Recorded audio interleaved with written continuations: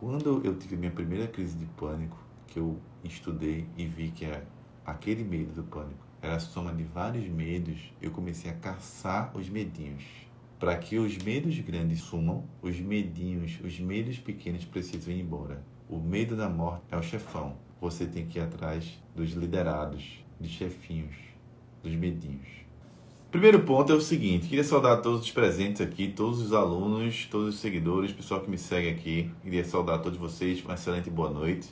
Eu sou Cleiton Costa, eu sou terapeuta, sou treinador e sou fundador da Escola da Ansiedade. É uma escola de autoconhecimento e desenvolvimento pessoal para pessoas que sofrem de ansiedade, medo, ou para pessoas que estão buscando crescimento emocional nas suas vidas. De alguma forma, existe as suas emoções ou a sua mente está atrapalhando você.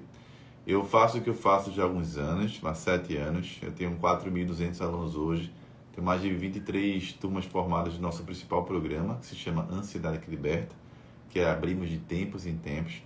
A Escola da Ansiedade tem vários programas de treinamento. Tem Ansiedade que Liberta é um deles, mas tem vários outros programas. Aqui tem vários alunos. Temos comunidades, temos formações para terapeutas, temos programas para iniciantes, temos programas para pessoas que de alguma forma enfrentam algum desafio com a ansiedade em algum nível. A Escola da Ansiedade já existe há alguns anos também e eu represento aqui a Escola da Ansiedade e, antes de tudo, eu sou uma pessoa que passou pela ansiedade há 12 anos atrás. 12 anos atrás eu passava pela síndrome do pânico e essa pessoa que vos fala aqui não é a pessoa de 12 anos atrás.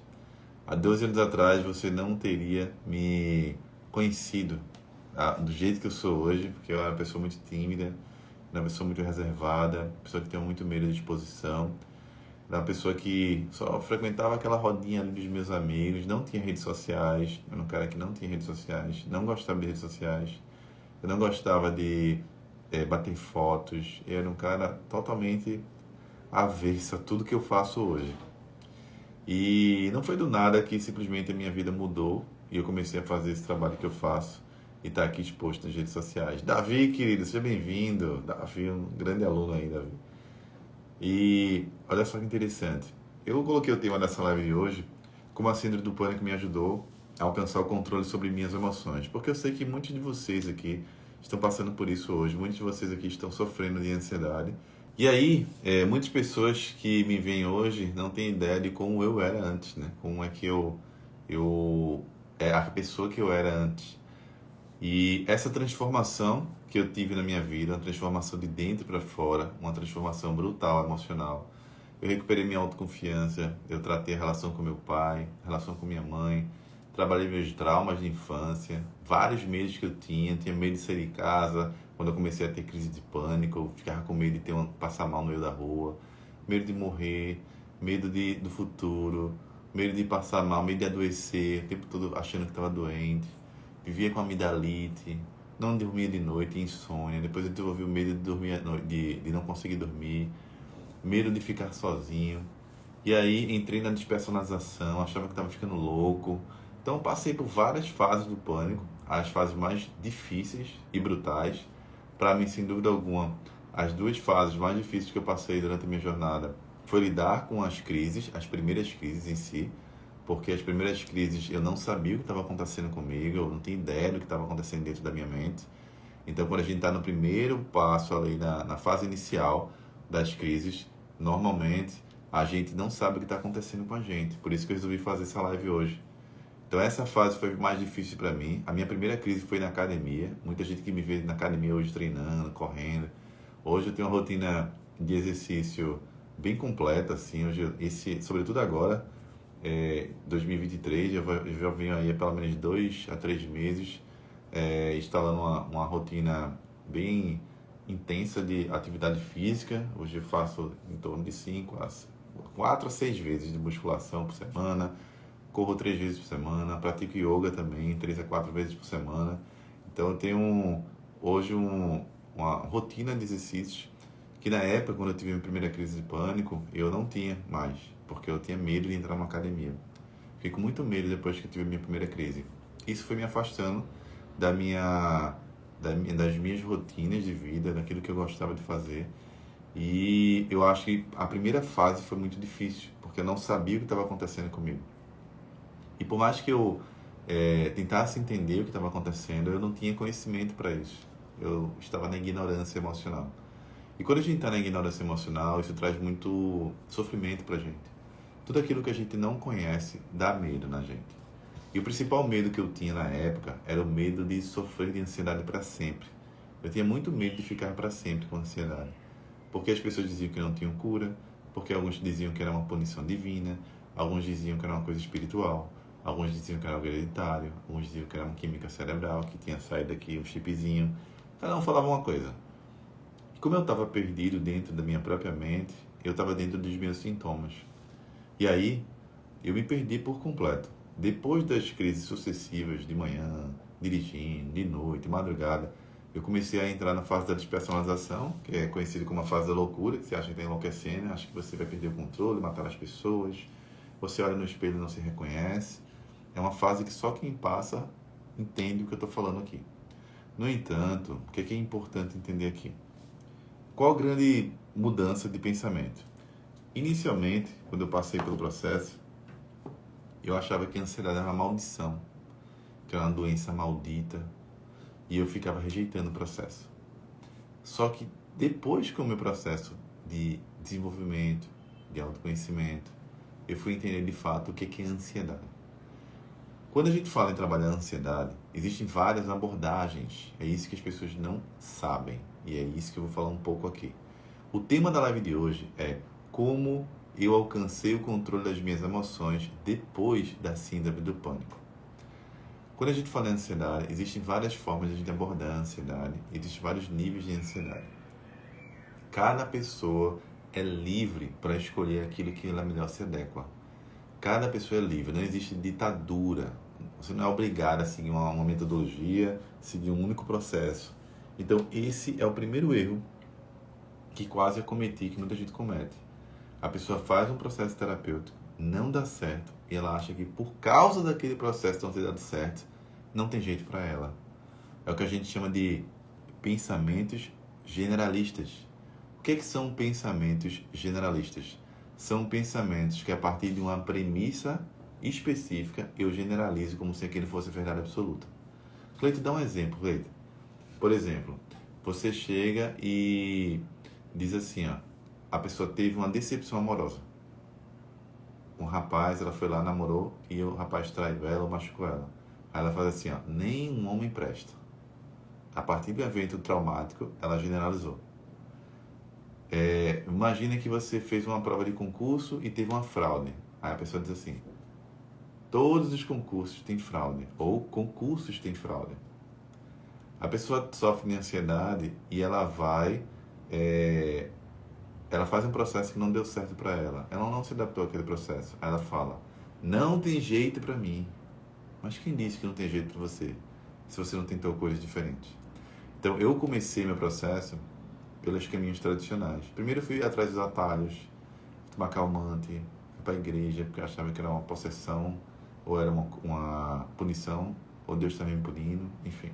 Depois eu fui em busca de remédios, depois eu fiz as terapias, uma terapia convencional, um processo convencional de terapia, psicoterapia, o TCC, né, terapia cognitivo comportamental, e não funcionou para mim, funciona para algumas pessoas, para mim não funcionou. Isso não quer dizer que não funciona. Isso quer dizer que para meu perfil não funcionou. Como assim para meu perfil, Cleito? Porque é o seguinte, quando a gente está procurando sair de estados de sofrimento, seja ansiedade, seja depressão, seja algum trauma emocional, seja algum conflito interno da pessoa, às vezes a pessoa, um término de um relacionamento joga ela numa zona de sofrimento brutal. Uma perda de uma pessoa, uma perda do emprego, um evento traumático para aquela pessoa deixa ela numa zona de paralisação. Todo mundo em algum momento da sua vida vai enfrentar, estará de frente a frente com algum tipo de sofrimento emocional. Só que é o seguinte, a gente tem que pensar assim, ó, o que é melhor para mim? Assim, o que eu me adapto mais? Eu tenho alguns valores de vida que são muito fortes em mim, muito fortes. O primeiro valor que eu tenho é a autonomia. Eu sou uma pessoa extremamente autônoma em muitas coisas, então eu gosto de ser livre. Eu gosto de liberdade, eu gosto de liberdade para criar, eu gosto de liberdade para escolher os livros que eu quero ler, Eu gosto de liberdade para escolher aquilo que eu quero aprender. E eu gosto de aprender também. Eu gosto muito de aprender. E quando eu vou para um processo terapêutico, que eu não estou aprendendo nada, eu só estou ouvindo a pessoa, ou eu estou só falando, mas eu não tenho um feedback que me faz aprender habilidades novas, aquilo ali não fez sentido para mim. Eu não conseguia sair, não conseguia evoluir, não me sentia uma pessoa cada vez mais forte. Foi por isso que eu procurei outros processos. Então fui buscar autoconhecimento, me submeti a alguns processos, li muitos livros, fiz vários cursos, fui conhecer as terapias integrativas, ou as terapias sistêmicas, ou como são chamadas, terapias holísticas, que não tem nada a ver com espiritualidade. São técnicas terapêuticas para trato emocional de casos específicos. Hipnoterapia é um tipo de terapia sistêmica, holística ou integrativa. Constelação é um tipo, medicina germânica, reiki, acupuntura, reflexologia, tudo isso são terapias integrativas. Eu escolhi aquelas que mais faziam sentido para mim. À medida que eu ia estudando aquilo, eu ia aplicando no meu corpo, na minha mente. À medida que eu ia lendo os livros, eu ia aplicando em mim. E eu comecei a me redescobrir. Eu comecei a entender que a ansiedade existia na minha vida por um único motivo: resgatar a minha essência, resgatar aquilo que estava por baixo dos meus medos. Então eu descobri, na minha jornada, que para cada sintoma existia uma causa. Não existe sintoma sem causa. Não existe nenhum sintoma que não tenha uma causa. E aí normalmente eu me perguntava assim, tá, mas eu não achei a resposta que eu busco ainda. E esse é o ponto. Um princípio básico que você precisa aprender, que é uma das leis básicas da ansiedade, é entender o seguinte: não é porque você não encontrou a causa que quer dizer que ela não exista. Não é porque você não encontrou a causa que quer dizer que ela não exista. Por isso que existe uma jornada de conhecimento. Tudo que a gente precisa para a nossa vida, para que a gente esteja em equilíbrio, para que a gente encontre a nossa plenitude emocional, espiritual e física, isso vai sendo descortinado aos poucos. A verdade ela é revelada quando a gente está pronto para ver. Então, muitas coisas que a gente carrega na mente, a gente não está pronto para enxergar ainda.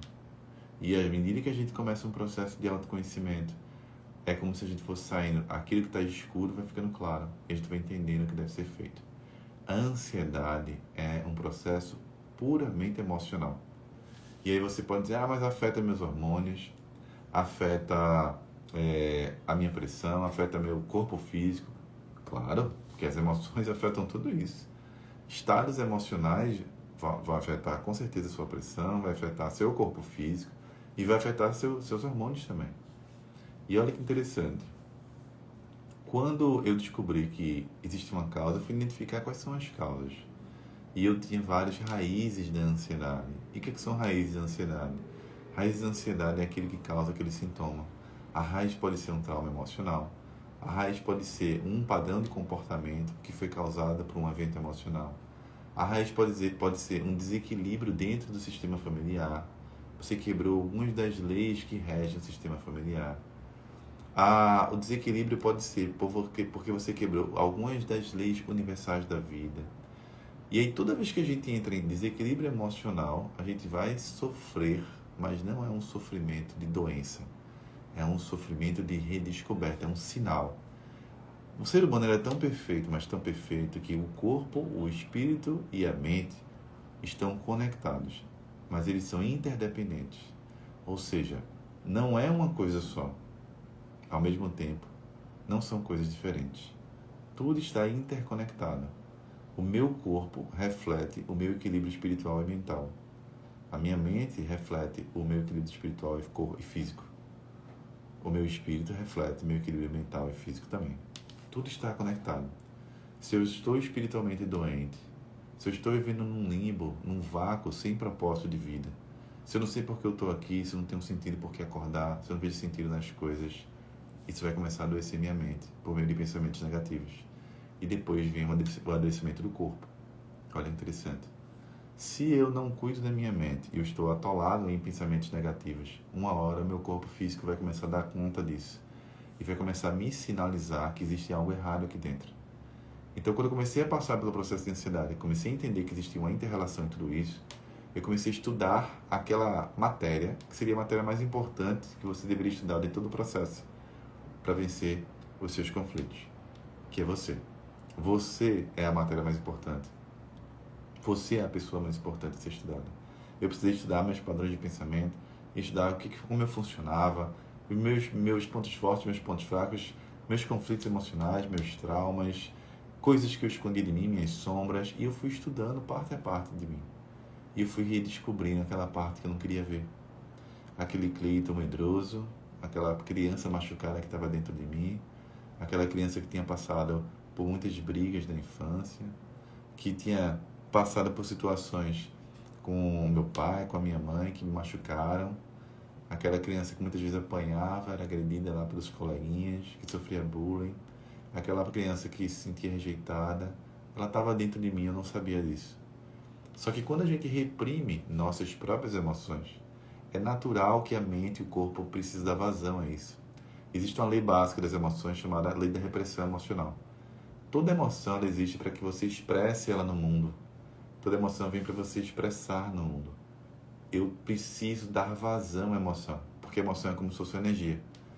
Então a energia imagina que existe um tubo que eu coloco energia e a energia só pode passar por um lugar, pelo tubo.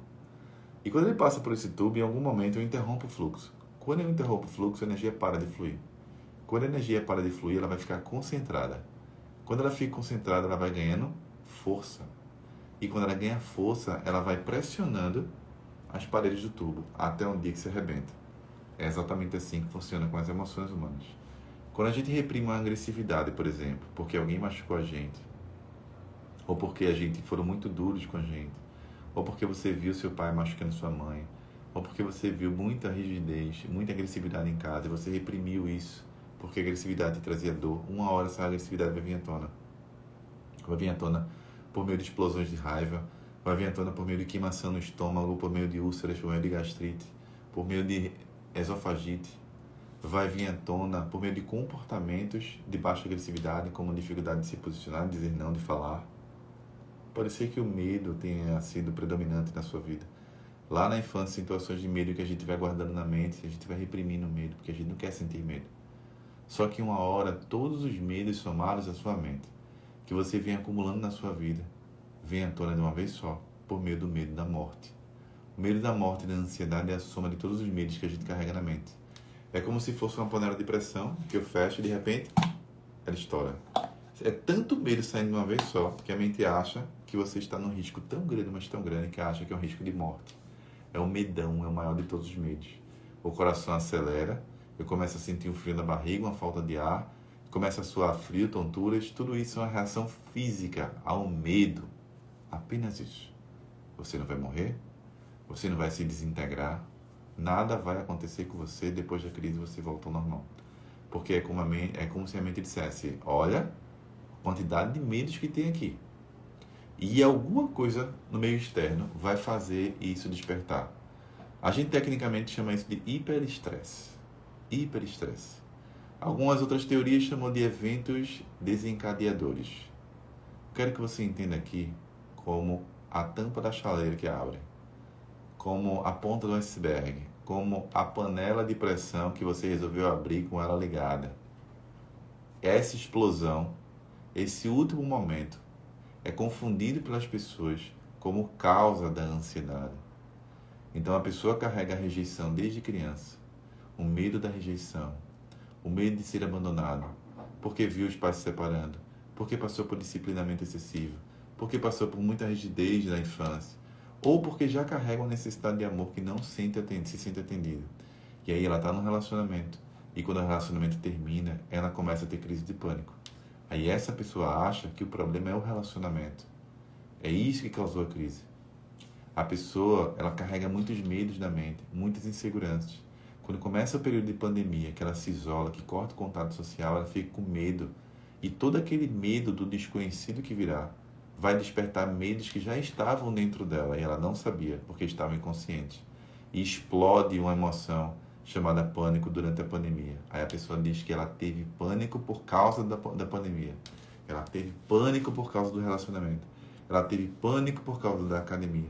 Ela teve pânico por causa de fulano. ela teve pânico, aí ela começa a justificar, Cleiton, meu pânico é por causa de carro, quando eu pego um carro, meu pânico é por causa do café, meu pânico é por causa do meu ex-marido.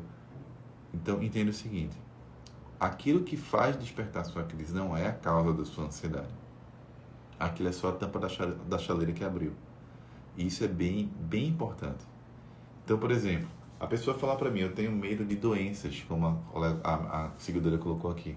Aí ela acha que o medo de doença é aquele medo em si de adoecer, mas não é. O medo de doença é uma soma de medos também. Medo da morte, medo de adoecer, é uma mente que está afogada em medos. Afogada em medos. Aí ela pergunta assim, como ajudar uma criança de 12 anos? Olhando para o casamento dos pais. Criança de 12 anos que tem crise de pânico, tem problemas no casamento dos pais, ou teve problema nessa fase de 12 anos. Alguma coisa aconteceu que despertou as crises de ansiedade nessa criança. Primeira coisa, ele tem que olhar o casamento dos pais. Como é que está esse casamento? Como é que foi o casamento ao longo dos 12 anos? Como é que foi a gestação dessa criança? Segundo ponto, como é a criação com essa criança? Ela sente e se sente acolhida? Existe presença para essa criança do papai e da mamãe? Existe muita rigidez e disciplinamento? Cadê o pai dessa criança? Cadê a mãe? Então, quando a criança está com pânico, tem que olhar para a base dela, papai e mamãe. Então, eu queria que você entendesse o seguinte: as crises de ansiedade e ansiedade vêm como uma resposta emocional de algo que você ainda não sabe. Porque se você soubesse, você não estaria nesse estado. Então, como é que foi que aconteceu comigo? Quando meu corpo começava a reagir, e eu comecei um processo de autoconhecimento, eu comecei a perceber e me fazer perguntas. Por que eu sinto isso? Por que eu sinto ansiedade e falta de ar com essa pessoa e não com essa? Por que eu sinto falta de ar na hora que eu tenho que falar lá no trabalho, em grupo, por exemplo, para apresentar alguma coisa em grupo? Por que meu coração acelera? Por que esses pensamentos negativos? Por que eu tenho tanto medo do futuro? Por que eu tenho tanto medo, por exemplo, de não conseguir pagar minhas contas? Por que eu tenho tanto medo de ser agredido? Medo de conflito? Medo de me expor? Por que eu tenho medo de desfrutar da vida? E eu comecei a perguntar esses medos. E olha que interessante. Às vezes, não era medo que estava lá. Eram outras emoções. Eu comecei a identificar as minhas próprias emoções. Eu sentia algo no corpo e eu conseguia perceber. O que eu estou sentindo aqui? Por que eu estou sentindo isso? É raiva. Raiva arde aqui no estômago. Tristeza, aqui no meio do peito, angústia. A tristeza está misturada com angústia. Culpa. Estou me sentindo culpado. Eu queria ter salvo a minha mãe e estou assimilando a dor que não é minha, estou assimilando a dor da minha mãe. Queria ter salvo meu pai. Estou assimilando a dor que não é minha, estou assimilando a dor do meu pai. Rejeição, muito medo da rejeição. E aí por isso eu tenho que agradar a todos. Não posso dizer não para essa pessoa. Mas por que eu não posso dizer não para essa pessoa? Porque se você disser não, ela vai ficar com raiva. E se ela ficar com raiva, eu vou me sentir como? Eu vou me sentir rejeitado. O medo da rejeição apareceu na minha vida. E eu comecei a perceber que o estado de ansiedade estava me dando um mapa, estava trazendo uma clareza absurda daquilo que eu não enxergava em mim. Olha que interessante. Quando eu tive minha primeira crise de pânico, que eu estudei e vi que aquele medo do pânico era a soma de vários medos, eu comecei a caçar os medinhos. Para que os medos grandes sumam, os medinhos, os medos pequenos precisam ir embora. O medo da morte é o chefe, é o chefão. Você tem que ir atrás dos liderados, dos chefinhos, dos medinhos. Quem tem crise de pânico não tem um só medo. Eu sou capaz de apostar aqui nessa live. Aposto o que você quiser aqui. Uma pessoa que tem crise de pânico diz para mim assim, eu só tenho esse medo, Cleiton, mais nenhum. Está mentindo, não só para mim, como para si. Uma pessoa que fala, eu só tenho medo de adoecer. Mentira. Você tem medo de viver, você tem medo de dizer não, você tem medo de se posicionar, você tem medo do futuro, você tem medo de fazer uma ponte de carreira, você tem medo da crítica, você tem medo do que as pessoas vão pensar de você, você tem medo de se expor, você tem medo e medos e medos. Eu nunca conheci uma pessoa que disse: eu só tenho uma crise de pânico, tenho medo de mais nenhum, sou 100% autoconfiante. Eu só conheci pessoas inconscientes dos próprios medos. Eu só conheci pessoas inconscientes dos próprios medos. Porque a pessoa, ela está em tanta ignorância emocional que ela sequer percebe que tem medos. Então eu tinha medos, por exemplo, que não tinham a ver com o pânico. Eu tinha medo, por exemplo, de me posicionar. Só que eu não sabia que eu tinha medo de me posicionar. Mas eu sentia falta de ar na hora que eu tinha que me posicionar, por exemplo. Olha, interessante. Eu tinha medo da rejeição. Só que eu não sabia que eu tinha medo da rejeição. Eu só descobri quando eu percebi o comportamento que revela medo da rejeição. O comportamento de ser um agradador.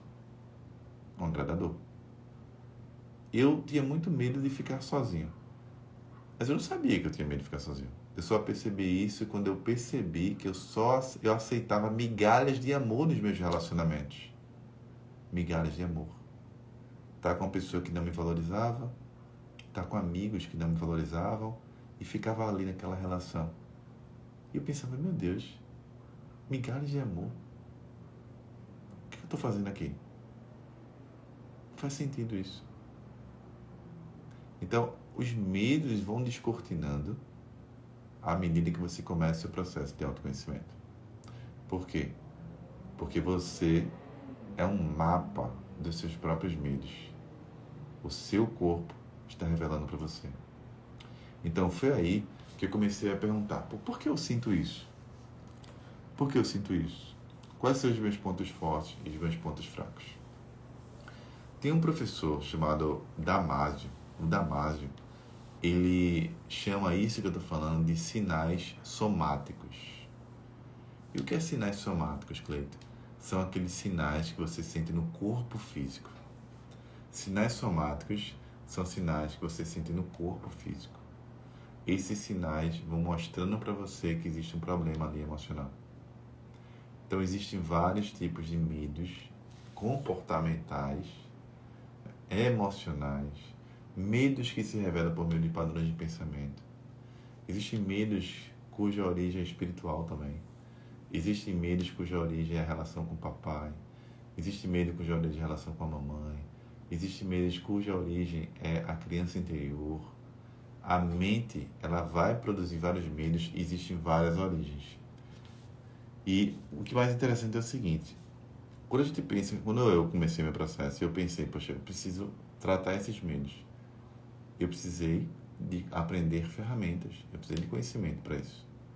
Mas olha que interessante, o mais importante que a ansiedade me ensinou é que ela não é uma doença. Eu ficava desesperado achando que eu era doente e que não tinha jeito para mim. Então a ansiedade não é uma doença do ponto de vista físico. Eu estou doente aqui. Não.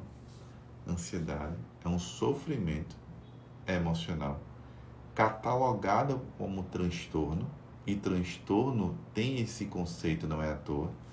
Transtorno tem esse nome porque causa sofrimento. Só é transtorno porque causa sofrimento. Se não causasse sofrimento, não chamaria transtorno. Então, catalogar cientificamente algo como transtorno, existem alguns requisitos, e um deles é: causa sofrimento para a pessoa? Sim, é um transtorno.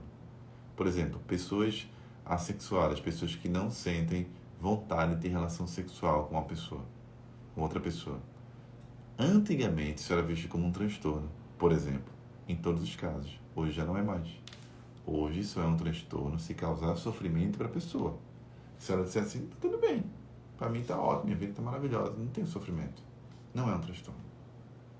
É exatamente isso que eu acredito que vai acontecer com a ansiedade nos próximos anos, talvez nas próximas décadas. Provavelmente a abordagem em relação à ansiedade que eu já venho ensinando há 7 anos isso, provavelmente vai mudar. Porque as pessoas vão começar a perceber que a ansiedade é uma oportunidade de crescimento pessoal e emocional, já que ela tem causa emocional. Da mesma forma que o Daniel Goleman, né? Até estava estudando ontem, Daniel Goleman é um dos caras que não foi o criador da inteligência, do conceito de inteligência emocional, mas ele foi um dos maiores difusores, um dos caras que mais difundiu a inteligência emocional no mundo por meio dos seus livros, por meio do seu conhecimento. Eu também acredito que a ansiedade vai ser assim. Em algum momento, a abordagem de uma pessoa que sofre de ansiedade, a forma como a gente olha para a pessoa que sofre de ansiedade, não vai ser mais com aquele olhar de pena, de coitado, de ser um doente, um limitado, coitado, ser um doente, um doido, um louco. É assim que as pessoas olhavam para mim. Tá endoidando, esse cara tá endoidando, é um louco. Isso é coisa espiritual, isso é falta de Deus, não vai para a igreja, é falta de Deus. Eu vivia na igreja naquela época. Isso é falta de Deus. Tá ficando doido. É porque estuda demais. O cara que estuda demais, ó, tem doidor. Cada um chegava e botava um rótulo em mim. Em algum momento isso vai acabar. Por quê? Porque quem sofre de ansiedade só precisa de um remédio. Conhecimento. Autoconhecimento. Eu não estou falando isso desaconselhando você tomar remédio. De forma alguma. Remédios vão servir para você enquanto você não encontrar a sua causa, a sua raiz. E vai te ajudar a lidar com a dor física. Mas lidar com a dor física não quer dizer que está tratando a causa. Eu não posso pegar uma criança que viu papai e mamãe se separarem e que ela carregou uma menininha que carregou uma forte ausência de papai dentro de si, carregou a necessidade de amor de pai que nunca teve. E ela ficou sem um dos pilares da autoconfiança, que é o pilar paternal. As raízes da autoconfiança são divididas em duas bases, pai e mãe. Ela ficou sem uma das bases, pai. Essa mesma criança na fase adulta vai despertar medos em situações que ela precisa de proteção. Como, por exemplo, dirigir. Aí ela vai despertar um medo de dirigir do nada, vai despertar um medo de viajar do nada, um medo de avião do nada, um medo de ficar sozinha do nada, um medo de adoecer e ficar sozinha do nada, um medo às vezes de se relacionar ou se envolver em relacionamentos abusivos de pessoas que vão tratar ela como se criança fosse, machucando, batendo, controlando. O que eu quero que você entenda é que esse exemplo que eu dei aqui, que é um exemplo bem comum de pessoas que sofrem de ansiedade, uma causa bem comum de pessoas que sofrem de ansiedade, se eu pegar essa adulta e tascar remédio nela, perceba o quão injusto eu estou sendo. Se eu pego essa adulta que não consegue dirigir, porque na infância carrega o abandono lá desde a infância do papai e não tem essa base de autoconfiança que é o amor do pai, se eu tomar remédio, você acha que sinceramente esse amor vai aparecer? Você acha que remédio traz amor para a mente? Você acha que a relação do pai vai ser reconstruída dentro dela apenas com a pílula? Não vai. Então essa é a abordagem tradicional. A abordagem tradicional, quando o corpo físico sente o sintoma físico, a pessoa quer abafar com remédios. Quando, na verdade, o corpo está te dando um sinal do que deve ser tratado. Porque o corpo é inteligente, queridos. E ele vai revelar e vai reagir aos sinais emocionais. Se eu tomo uma pílula querendo abafar a dor física, é como se eu dissesse para o meu corpo, desliga, eu não quero te ouvir. Desliga, eu não quero te ouvir, porque é muito doloroso. Eu vou suprimir, até que meu corpo vai para um processo chamado de desintegração, que é onde ocorre de fato uma doença física naquele órgão. De tanto que eu suprimi, tanta raiva acumulada no estômago, que o estômago está ardendo em luta e fuga. Aí eu tomo remédio para dor de estômago, aumenta a dosagem para dor de estômago, aumenta a dosagem, o estômago diz, eu não aguento mais tanta raiva aqui dentro. E aí a pessoa começa a ter gastrite, ulcerações, tumores. Mas não quer liberar a raiva. Olha que interessante. Toma anos de remédios, mas não quer tomar o remédio do conhecimento que libertaria a raiva que está dentro do estômago dela. Às vezes a pessoa está com o corpo todo tenso, dor no pescoço, todo duro, dor nos ombros, dor na cabeça, enxaqueca, dor na coluna, hérnia de disco, cheio de carga aqui, ó, nas costas. Carga do marido ou da mulher, carregando a família, carregando a mãe, carregando o pai. Ele é tão submisso, ou ela é tão submissa pelo medo da rejeição que pega todos os problemas para ela. E todas as vezes que você pega problema dos outros para si, você viola uma lei universal da vida, que cada ser dá conta do seu próprio sofrimento. Quando eu pego o sofrimento dos outros e começo a colocar em cima de mim, a base da minha coluna quebra. Eu começo a ter sofrimento físico e emocional. Essa pessoa já não consegue dormir mais. Essa pessoa já não consegue estar com o corpo relaxado. Essa pessoa está tensa. Essa pessoa está com dores no corpo. Está com queimações dentro de alguns órgãos. Essa pessoa, ela não tem paz. Ela toma remédio. Vou tomar um Rivotril para ver se melhora. Mas perceba, isso é doença. Qual é a doença aí? A doença é carregar problemas que não são seus. A doença é colocar nas suas costas adultos que deveriam se bancar. A doença é violar a lei da assimilação da dor do outro. Aí eu pego uma pessoa dessa e vou ajudar. Aí eu olho para ela e digo, você é um doente. Toma aqui o remédio, tchau, você é um doente. Muitas pessoas me chamaram de doente na época, mas não conheciam minha história. A pessoa que me atendeu na época, meu psiquiatra, falou assim, você vai tomar remédios para sempre, Cleiton. Mas ele não conhecia minha história. Ele me ouviu por 30 minutos e me deu 2 cartelas de remédio. A indústria farmacêutica adora a abordagem imediatista de ansiosos. Gente ansiosa quer resultado no outro dia. Gente ansiosa é como criança, quer o pirulito hoje, porque carrega dentro de si uma criança ferida que está tomando conta do adulto. Gente ansiosa quer a coisa rápida, fácil e do dia para a noite. Se a gente fala, você precisa se estudar, você precisa de autoconhecimento, existe um processo de autoconhecimento, vai exigir de você paciência, persistência.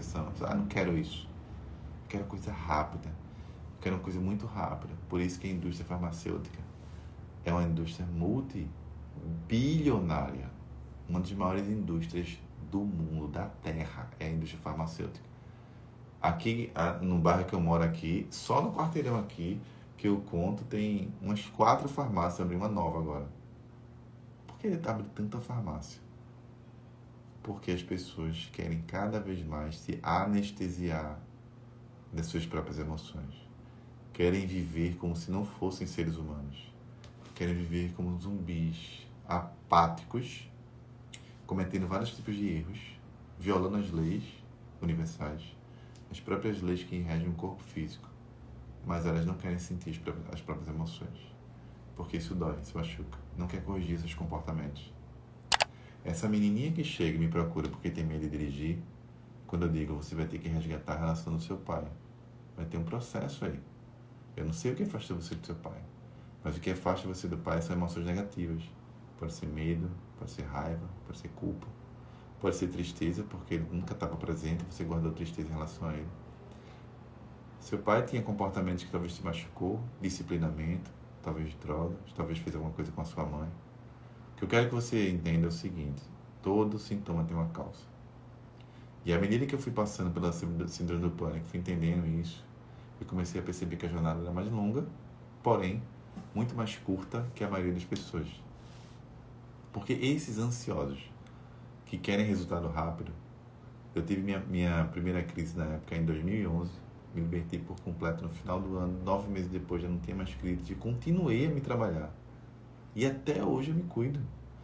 E aí as pessoas falam, mas Cleiton, você se cuida até hoje, então você não ficou curado, liberto. Esse é outra coisa interessante. Porque olha que interessante. Uma das coisas que a gente recebeu de Deus foi o cérebro. A gente recebeu o cérebro de Deus. Isso aqui serve para a gente viver. Só que essa máquina ninguém ensina pra gente. Ninguém ensina essa máquina pra gente na escola, por exemplo. Quando essa máquina se desregula, porque você não sabe lidar com ela, e você vai para um profundo sofrimento emocional como pânico ou ansiedade, o que você deveria fazer? Nunca mais na sua vida parar de estudar essa máquina. Porque quando essa máquina dá pau, você vai para um limbo profundo de sofrimento, você se perde por completo. E aí, o que eu despertei em mim foi o amor pelo meu processo de crescimento pessoal. O amor por estudar sobre mim mesmo. Assim como você começa a fazer dieta, quando você chega no seu corpo ideal, você continua a dieta, mantendo a dieta. Assim, quando você começa a fazer musculação, por exemplo, e chega no corpo que você quer, e para manter os músculos, você continua levantando cada vez mais pesos, é a mesma coisa quando a gente fala do desenvolvimento da mente humana. Quando eu estou no estado de ansiedade e pânico, eu começo a me desenvolver, e eu fui para um estado em que as crises já não aconteciam porque eu recuperei o domínio das minhas emoções, eu continuo me desenvolvendo e me tornando uma pessoa cada vez mais forte, mentalmente, emocionalmente, fisicamente, espiritualmente. E à medida que eu ganho crescimento pessoal e espiritual também, eu vou ser capaz de lidar com situações cada vez mais adversas. Eu estarei cada vez mais preparado para a vida. Eu estarei capaz de lidar com carga, porque eu vou dar conta, porque eu estou sendo treinado para isso. Só que as pessoas não entendem isso. Tem um pensamento muito pobre emocionalmente falando. Elas investem em várias coisas, não investem no seu próprio desenvolvimento emocional. E aí, quando a mente fraqueja, ela corre para os remédios e faz, ai meu Deus, eu achei que eu estava boa da ansiedade. A pessoa que tem a rejeição, ela toma um remédio, o corpo vai, anestesia, aí parou de sentir nada, sem sentir nada aqui. Aí eu acho que eu estou boa agora. Tomei 3 anos de remédio. Aí vai para um relacionamento de novo. Aí começa a ansiedade de novo. Porque o relacionamento vai revelar para ela aquilo que está oculto. Rejeição, agressões, agressividade, por aí vai. Aí a pessoa toma remédio anos e anos. Parou, acho que estou bom. Vai fazer uma prova de concurso, vai apresentar um TCC. Ai meu Deus, eu tenho um ataque de pânico lá. Por quê? Porque não está tratando a causa, querido. Você não mudou, você não está crescendo, você é a mesma pessoa. Se eu tivesse tomado o remédio 12 anos e tivesse continuado na Receita Federal, na minha vidinha lá, eu era aquele Cleito de 12 anos atrás. Eu não seria Cleito 12 anos evoluído, crescido muito mais do que eu cresci. Eu seria aquela pessoa que eu sempre fui. Então eu queria que você pegasse esse CBM. Se você quiser vencer as suas limitações pessoais e ansiedade, você não tem que voltar a ser a pessoa que você era antes. Muito pelo contrário. Você tem que se tornar uma pessoa que você sempre deveria ter sido, a pessoa que você sempre deveria ser, mas a ansiedade não deixou. Você deveria ter sido a pessoa que você sempre deveria ser, mas a ansiedade não deixou. A adoção é a mesma coisa, é abandono. A adoção é abandono. É a mesma coisa. A mesma coisa. E olha que interessante. Aí a Rafa botou assim, eu vi um psiquiatra dizendo que a ansiedade causa problemas no coração. É aquela história que eu sempre digo, né? Aquele que você escolha quem você quer seguir, querida. Você pode seguir pessoas que vão destruir a sua mente e você vai seguir pessoas que vão engrandecer a sua mente. É você que escolhe. Tem gente que escolhe pessoas para se alimentar de medo, a pessoa fica botando medo em você o tempo todo. Tem pessoas que seguem pessoas para crescer e se tornar cada vez mais forte. Você tem que escolher as pessoas que você segue, não eu. Tá? Então, uma das coisas que eu aprendi foi isso. Cada sintoma tem uma causa.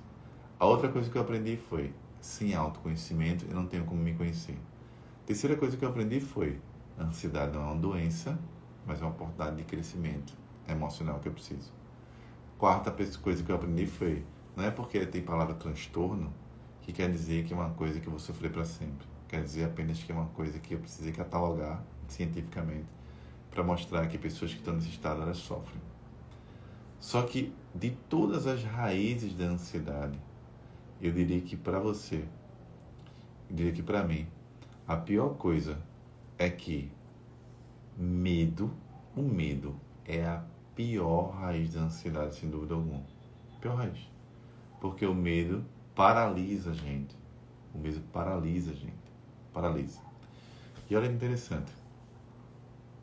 Quando o medo paralisa a gente começa a ter problemas na nossa vida, nos nossos relacionamentos, nos nossos padrões de decisão, no nosso sono, no nosso corpo físico. A gente começa a viver por medo de pensamentos negativos. A gente começa a ter perturbações, preocupações, pensamentos futuristas. E o medo, sem dúvida alguma, é o pior das raízes. Só que existe uma forma de você encontrar as raízes desse medo. Cada medo tem uma raiz. Existem causas para esses medos. Existem medos gigantes e medos mais simples. Existem fobias, existem medos inconscientes. Então, espero você. Grande abraço. Fiquem com Deus. 1000 corações para vocês. Tá, queridos? Valeu.